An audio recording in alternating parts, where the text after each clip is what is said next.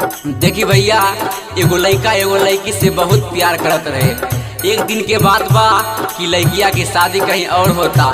शादी तो हो गई भैया, लड़किया की विदाई होता। विदाई के घड़ी लड़का फूट फूट के रोवाता और का कहता वह सब कुंदन क्रिमिनल के आवाज में सुनी जा। हाँ दिल बा तोड़ के जाई छिंगे रानिया, हमारा से कहने रही प्यार। दिल बा तोड़ के जाई छिंगे रानिया, हमारा से कहने रही प्यार। अब के ना रहा बौगे रानिया, जाई छही अपन ससुराल। अब के ना जी बौगे रानिया, जाई छही अपन ससुराल।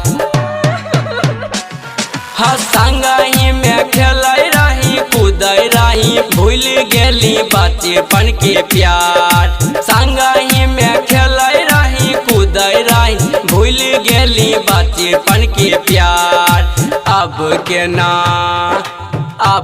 ना रहा बौगे रानिया, जाई छही अपन ससुराल।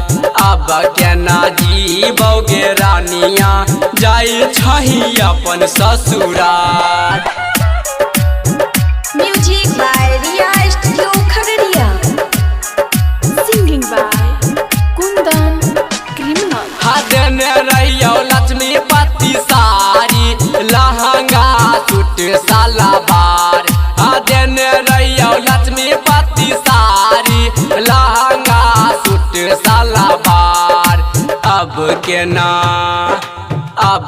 ना रहा बौगे रानिया, जाई छही अपन ससुराल।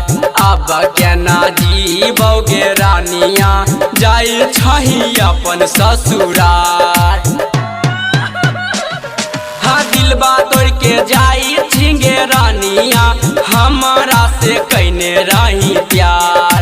दिल बा तोड़ के जाई छिंगे रानिया, हमारा से कहने रही प्यार। अब के ना रहा बौगे रानिया, जाई छही अपन ससुराल। अब के ना जी बौगे रानिया, जाई छही अपन ससुराल। आप सुन रहे हैं कुंदन क्रिमिनल के आवाज में। Music by Riya studio Khagaria. Writer Balbir Bihari, Kundan से कहने रही प्यार। राइटर बलबीर बिहारी, गायानन से कहने रही प्यार। अब के